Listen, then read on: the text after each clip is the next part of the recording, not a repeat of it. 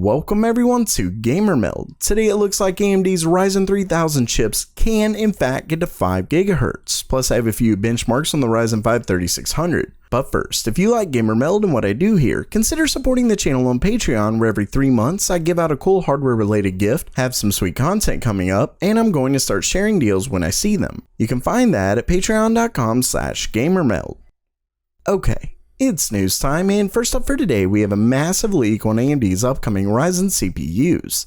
The same user at the Chip Health forums who shared images of the company's next-gen APUs allegedly has a Ryzen 3000 series engineering sample. Of course, keep in mind that I can't guarantee this story's validity, but we've seen this user in the past and what they show at least seems legitimate. Either way, he shared some information on what to expect performance and overclocking wise. Now, before I get to it, I'll say that Google Translate did a really bad job here, but from reading through most of the messages, trying to figure out what's a question, who's just reiterating the original poster, as well as getting some ideas on interpretation from AMD's subreddit, I've mostly got the gist of what they're saying. So first, according to the user, it's actually possible to get to 5 GHz on a single core, but it's hard, and actually better to go with something a little less like 4.8 GHz for better efficiency. With that said, he also stated that Ryzen 3000 at 4.4 GHz can actually beat the 9900K at 5 GHz in Cinebench, which is seriously exciting. Lastly, the 12, 8, and 6 core processors that we know of so far are apparently soldered like their first and second gen CPUs, and that's great news when it comes to heat dissipation. Lastly for today, we have our first benchmarks on AMD's 3rd gen Ryzen 5 3600, the 6-core 12-thread CPU with a base clock of 3.6 GHz and a boost of 4.2.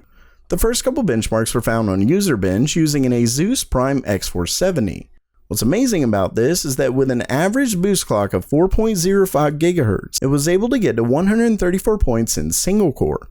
Comparing that to the 9700K with the highest score at 4.95 GHz, it got a single core score of 154.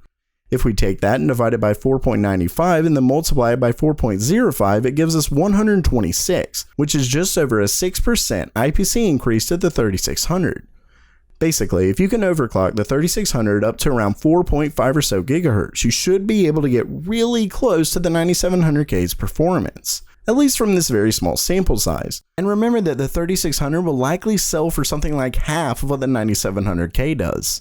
Next, we have a couple leaked Geekbench scores found by Tom Apisak. Now, while I go over these, please keep in mind that Geekbench can get really wonky from time to time, so we can't always go by the scores. With that said, we have two scores. One is on a next generation X570 motherboard, and the other is from the current generation's X470. What's odd is that the X570 is a better single core score, while also having the lower multi-core score. Either way, they're similar enough, with the X570 getting a single threaded score of 5,390 and a multi-core score of 26,371. Then the X470 has a single core score of 5,358 and an all-core score of 27,485. What's interesting is that if we take about an average of what a 9700K can do, you get a single core score of around 6,000 with a multi-core score of around 28,500.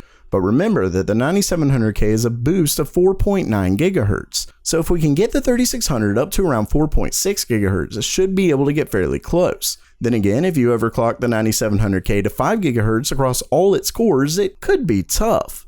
But when we go back yet again, according to AMD, the 3800X can beat the 9900K's single core performance at just 4.4 GHz. So who knows how long the 3600 stayed at 4.2. Basically, we need more testing, but so far things are looking really good. So while that does it for today, what did you think of the news? Excited for AMD's next gen Ryzen, or are you waiting for Intel's next lineup? Let me know down in the comments below. And if you liked the video, definitely make sure to subscribe. And as always, have a great day.